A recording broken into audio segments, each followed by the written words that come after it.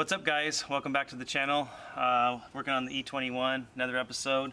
This time we're going to be replacing the standard 323 E21 rear discs. As you can see here, these discs and calipers, we're going to replace that with the E30. So we'll get this off and show you what the differences are. Alright, so we got the E30 caliper here on the left, and we have the E21 323 caliper on the right. Very similar, and the cool thing about it is the mounting point is the same on both. So if you can see, the distance is the same. So if we do a quick caliper measurement, we know that we basically have about 55 millimeter hole center,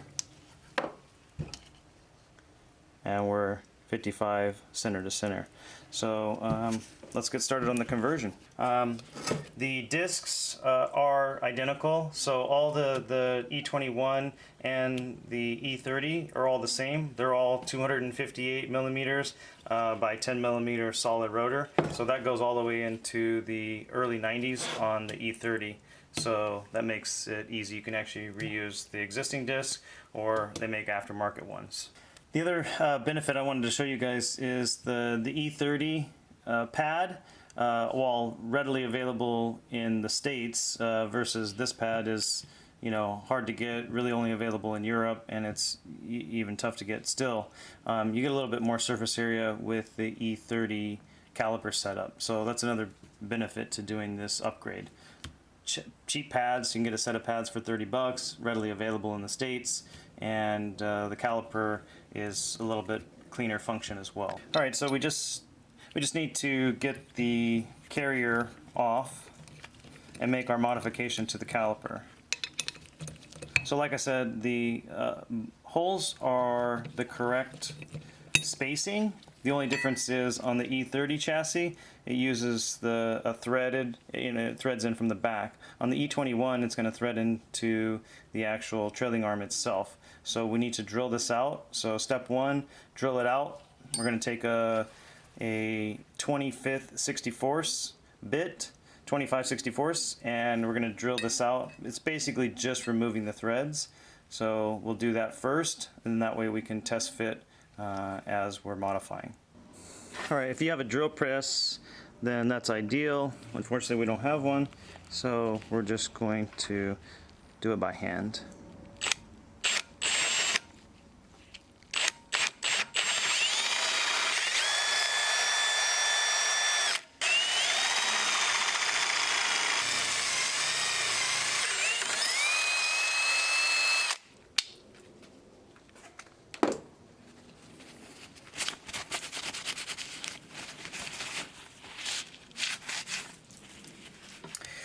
Alright, so after you got the holes drilled, now you can see that your mounting bolts fit perfectly.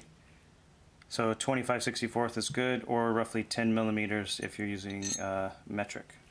Alright, so after you got the holes drilled out, then the next step is we're going to need to shave off a little bit of this material so this carrier sits centered in the rotor.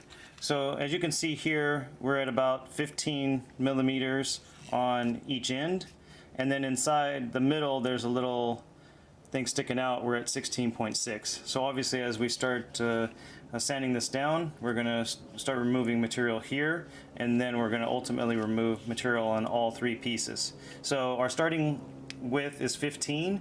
We need to get to 14.3. So I'm using metric just because it's easier, so we're right around 15. So we're going to go ahead and throw it up here on our little belt sander. Initially we were using the 80 grit. I switched it to the 120. The pace is a little bit more manageable. 80 takes off the material quite fast, so you have to be really on top of things. So let's crank it up.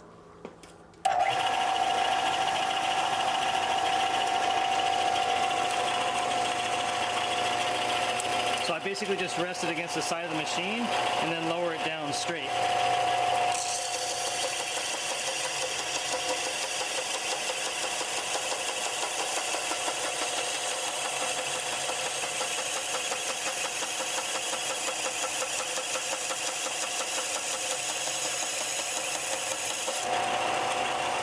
As you can see, starts removing it real nice. So I'm just kind of bent down and eyeballing it.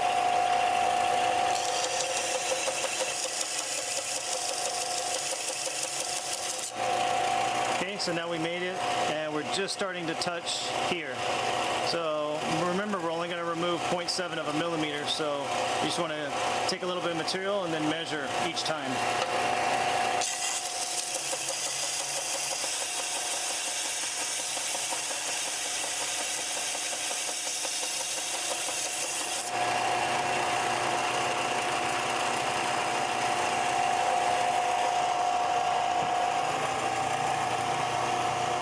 So 14.7, 14.7, 14.8, so we've only removed 2/10 of a millimeter.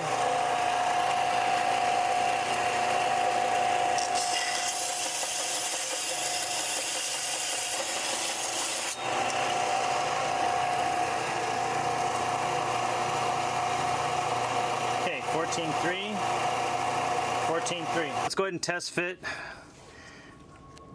Obviously it's going to sit on the inside right here.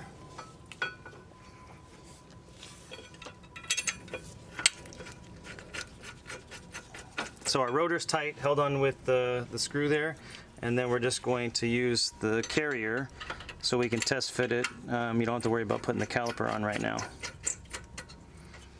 So let's snug those down so our carrier is tight.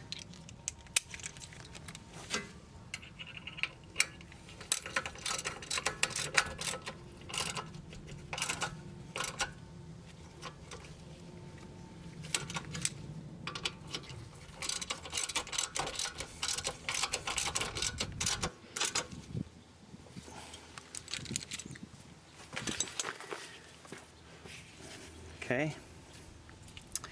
What I did was I just got a little feeler gauge and I added three sizes together. Anyway, it equals about 1.44. So then I was feeling on each side to make sure that we have about the same on each side. And if we don't, it means we need to shave off a little bit. So as you can see, we are slips in there, doesn't fit there, doesn't fit there, but then it does on the back side. So we need to take a little bit more material off.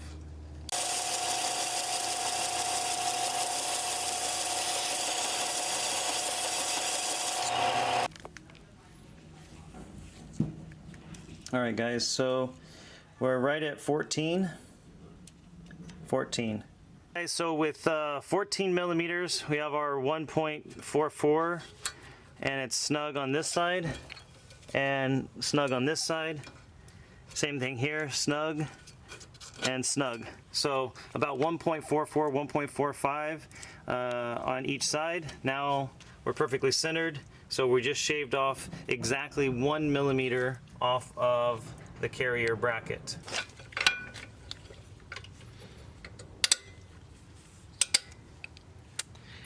All right, so the great thing about the E30 caliper is it works perfectly with the E21 backing plate. So you don't need to make any modifications to the backing plate. Everything is the right size. And the other thing is, if you get the brake line from the donor car from the E30, it will also work as well. Technically it's a little bit long, but it's not a problem. It will sit nicely behind there and won't impede anything. So get it all buttoned up, and just a quick, easy upgrade for your E21. And just want to give you guys a little tutorial on how I got it done. All right. Thanks for watching, guys. Take care.